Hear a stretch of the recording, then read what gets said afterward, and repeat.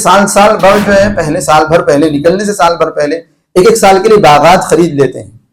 نہیں باغات نہیں لیتے, پھل لے لیتے ہیں, پھل خرید لیتے ہیں.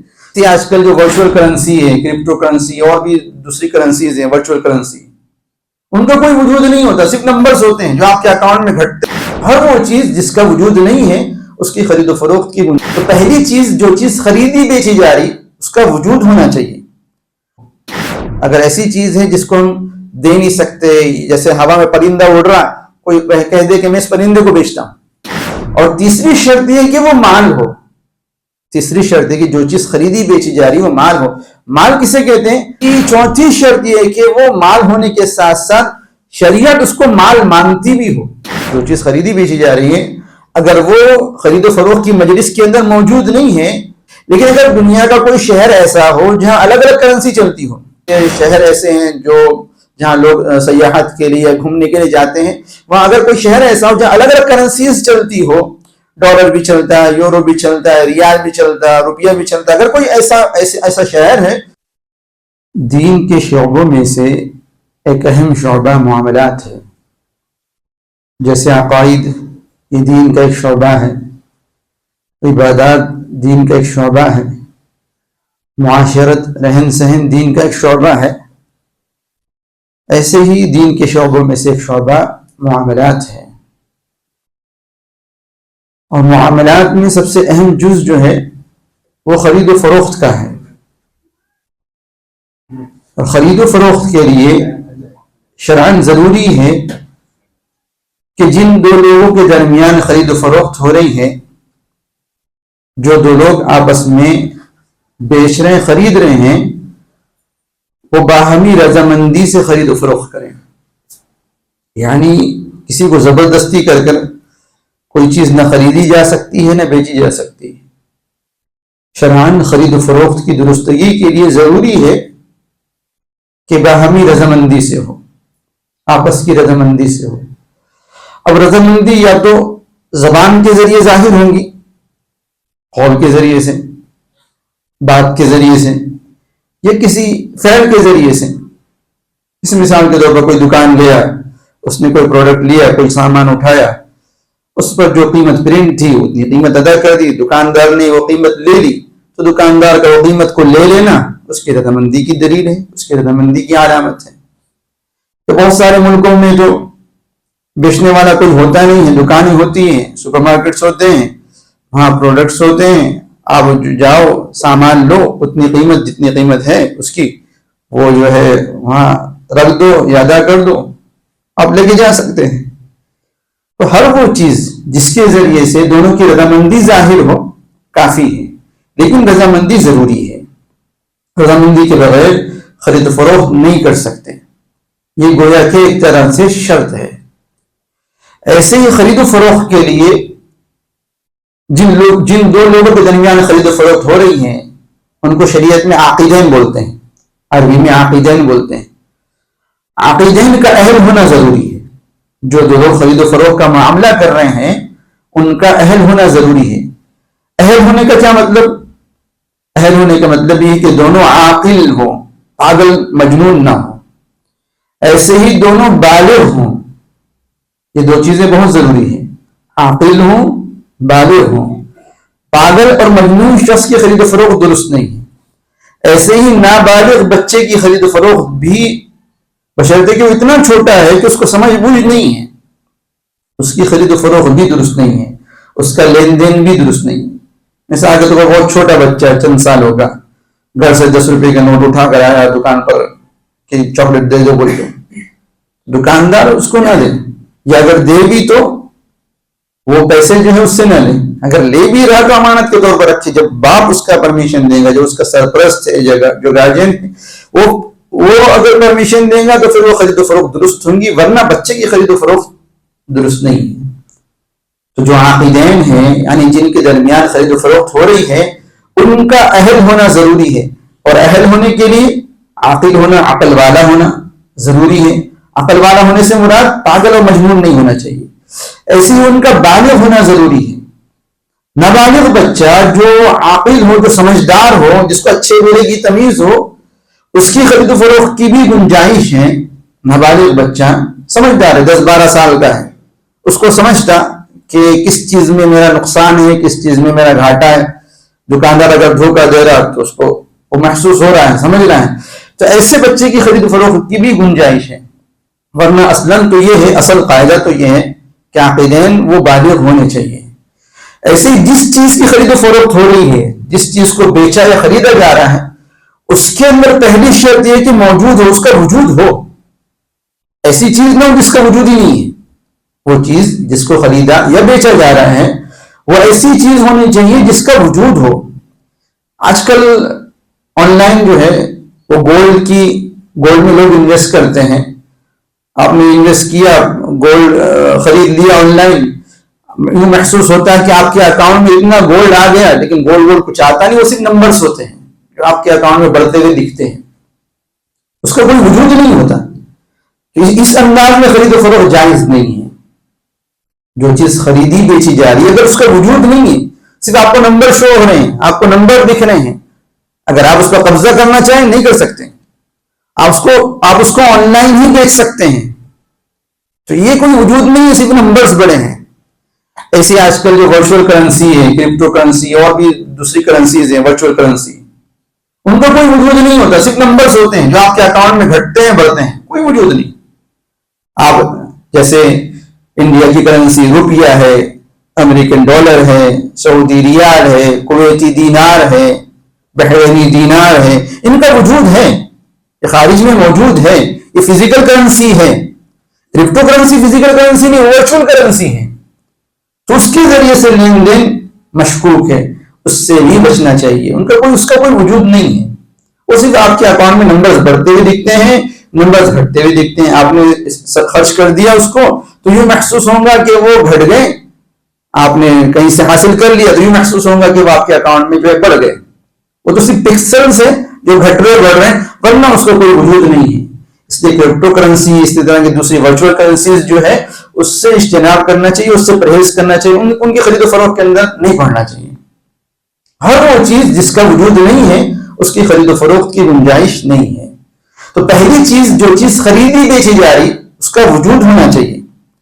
دوسری چیز ایسی ہو کہ ہم اس کو سونپ سکتے، دے سکتے ہیں، اس کا لین دین کر سکتے، ایسی چیز ہونا چاہیے، یعنی اس کو سونپنے پر یا اس پر قبضہ کرنے پر قدرت ہو۔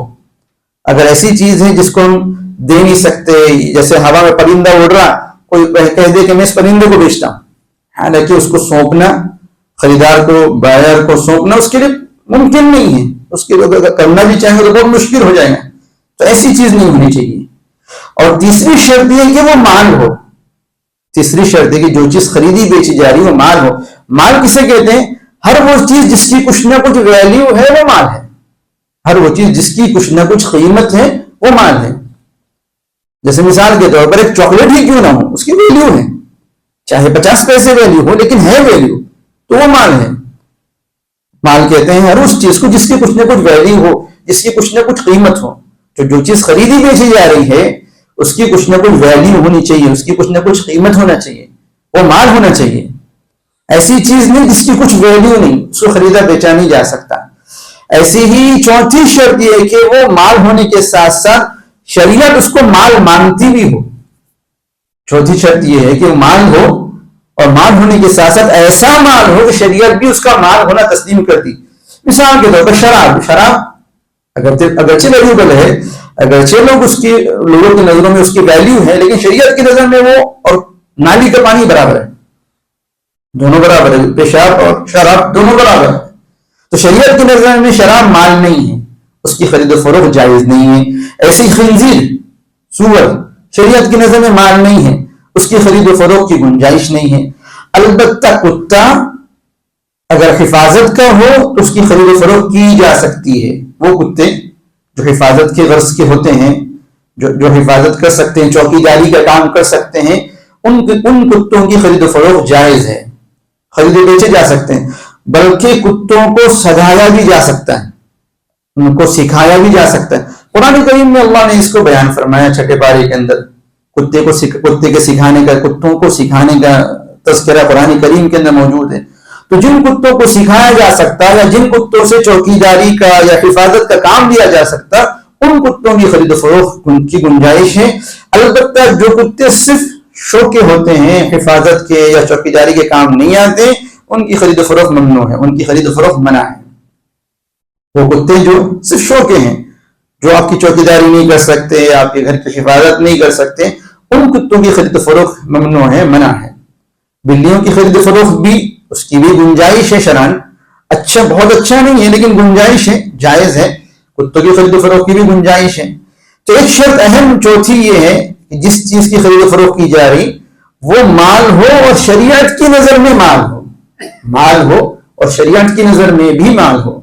اور پانچویں شرط یہ ہے جس کی خرید و فروخت کی جا رہی وہ چیز معلوم و فکس ہو کہ میں فلاں چیز خرید رہا، یہ چیز خریدا.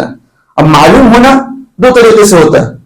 اگر وہ چیز مجلس کے اندر موجود ہے تو اس کی طرف اشارہ کر کے کہ بھائی یہ چیز، یہ گاڑی میں اتنے میں بیچ رہا ہوں، یا یہ موبائل اتنے میں بیچ رہا ہوں، اشارہ کر دینے سے بھی وہ چیز متعین ہو جاتی، معلوم ہو جاتی.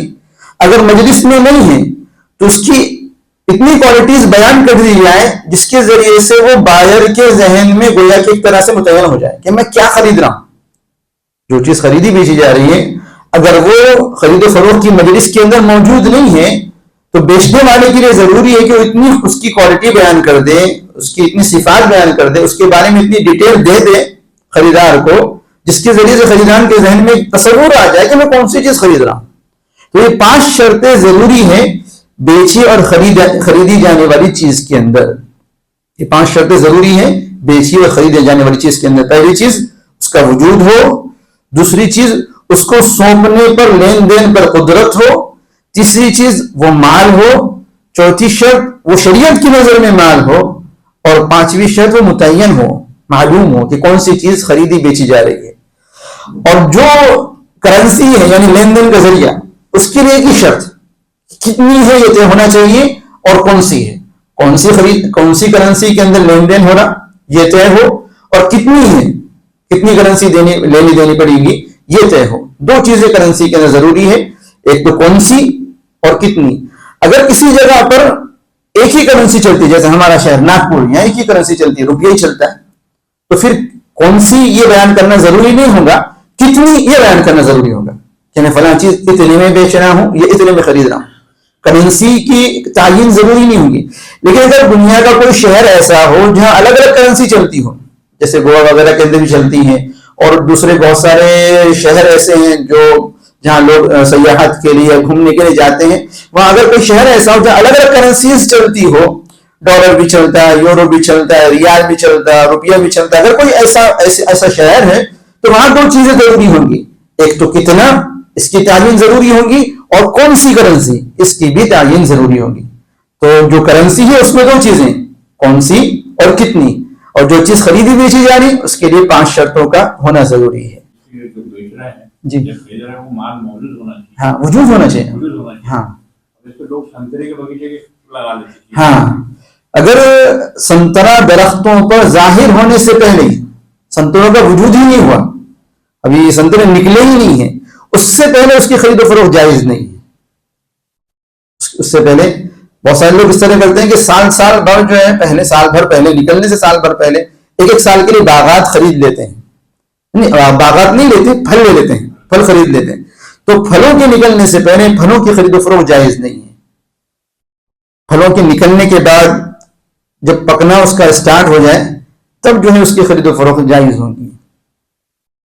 زندہ جانور کو توڑ کر لینا منع ہے، کیونکہ اس میں تول صحیح نہیں بیٹھتا، اس میں وزن کے اندر کمی زیادتی ہوتی ہے. لیکن اگر رواج ہو جائے تو اس کی گنجائش ہے. اگر کسی جگہ ایسے ہی خرید و فروخت کیا جائے، جیسے آج کل چکن وغیرہ وہ زندہ بھی خرید و فروخت کیا جاتا ہے، تو اگر اس طرح سے کر لیا جائے کہ وہ حرکت نہ کر سکے تو پھر اس کی گنجائش ہے. اگرچہ بہتر وہ بھی نہیں ہے، زندہ جانور کا خرید و فروخت کرنا بہتر نہیں ہے، لیکن اگر رواج ہو جائے تو گنجائش ہے اس کی. نہیں، شہر کا وجود ہے. ہاں نہیں، نمبر نہیں دکھتے، بلکہ آپ کا مالکانہ حق ہوتا ہے اس کمپنی کے اندر. شیئر نہیں، جیسے ہم ہمارے گھر کے مالک ہیں تو ایک غیر محسوس چیز ہے. ہمارا گھر کا مالک ہونا، ہاں گھر کا وجود ہے لیکن ملکیت کا وجود نہیں ہے. ملکیت کا وجود ہے کہیں خارج میں؟ وہ رجسٹری ہے، وہ ملکیت نہیں ہے، وہ آپ کی ملکیت پر ایک دلیل ہے. آپ مالک ہیں، اس ملکیت کا کہاں وجود؟ میں اس کا مالک ہوں، اس کا مالک ہوں، میرے پاس کیا دلیل، کیا پروف کہ میں مالک ہوں؟ ہاں جیسے اس کا وجود ہے، جیسے اس کا وجود ہے، لیکن میں اس کا مالک ہوں، اس مالکیت کا وجود نہیں ہے نا. جی ہاں جی، جیسے میں اس کو کرائے پر بھی لا سکتا ہوں، میرے پاس ہونا یہ کوئی اس کی دلیل نہیں ہے کہ میں مالک ہوں. ملکیت ایک غیر محسوس چیز ہوتی ہے، بعض چیزیں غیر محسوس ہوتی ہے، یعنی اس کا آپ حص سے پوائنٹ نہیں کر سکتے. تو جو چیزیں اس طرح کی شیئرز بھی وہ ایک حق ہوتا ہے، مالکانہ حق، جیسے انسان اپنے گھر کا مالک ہوتا ہے، ایسے ہی شیئر خریدنے کے ذریعے آپ اس کمپنی میں حصے دار ہو گئے ہو. اس کمپنی کا وجود تو ہے نا، جیسے آپ نے ریلائنس کا شیئر لیا مان لیجیے، تو ریلائنس کا وجود ہے، جیسے گھر کا وجود ہے ویسے ریلائنس کا وجود ہے. جیسے گھر آپ کا مالکانہ حق آپ کے پاس جو ہے ڈاکومنٹس کی شکل میں، وہ بھی اس کا بھی کوئی نہ کوئی پروف ہے، آپ اس کے بھی ڈاکومنٹس رہتے ہیں. تو شیئر جو ہے وہ کوئی چیز نہیں ہے، وہ حق ہے، وہ مالکانہ حق ہے. تو شیئر کی خرید و فروخت کے بارے میں انشاءاللہ اور بات ہوں گی ڈیٹیل میں کہ اس کے لیے کیا کیا شرائط ہے، کن کمپنیوں کا شیئرز لے سکتے ہیں، کن کمپنیوں کا نہیں لے سکتے ہیں. لیکن شیئرز در حقیقت جو ہے نا اپنا حصہ، اپنا حق ہوتا ہے. جیسے دو پارٹنر سے مل کر ایک گھر خریدا، تو دونوں پارٹنروں کا اس گھر کے اندر شیئر ہے نا. یہ شیئر کیا ہے؟ وہ دو پارٹنر ایک گھر کے مالک ہیں، انہوں نے مل کر پیسہ ملایا، گھر خرید لیا، تو گھر کے اندر دونوں کا شیئر ہے. ایسے کمپنی کے اندر جتنے لوگ شیئر خریدتے ان سب کا شیئر ہے، حصہ ہے، مالک ہے سب کے سب. ہے نا، وجود ہے، ریلائنس کا وجود ہے. اور شیئرز کی خرید و فروخت کے اندر ایک کنڈیشن یہ ہوتی ہے کہ اس کمپنی کا وجود ہو، صرف شو نہ ہو رہی ہو، اس کا وجود ہے، اس کا ایسیٹس جو ہیں وہ فزیکل ایسیٹس بھی ہو، لیکوڈ ہی نہ ہو، سالڈ ایسیٹس بھی ہو اس کے. یعنی جیسے ریلائنس آپ خرید رہے، ریلائنس کے سالڈ ایسیٹس ہیں نا، پیٹرول کی شکل میں، یا جو بہت سارے گروسری کی شکل میں، یا بہت سارے ساز و سامان ریلائنس کے ذریعے سے، ان کے سب کا وجود ہے کہ نہیں؟ ہاں ہاں، نہیں تو گھر کے اندر بہت سارے لوگ رہتے، سب کا جی جی بے شک. لیکن گھر میں جتنے لوگوں کا پوزیشن رہتا ہے، ہر ایک اس کو اپنی مرضی سے اس کے اندر جتنے لوگوں کا شیئر ہے سب بیچ سکتے، خرید سکتے ہیں نا. ایسی ہی کمپنی کے اندر جو میرا شیئر ہے میں اس کو بیچ سکتا، خرید سکتا.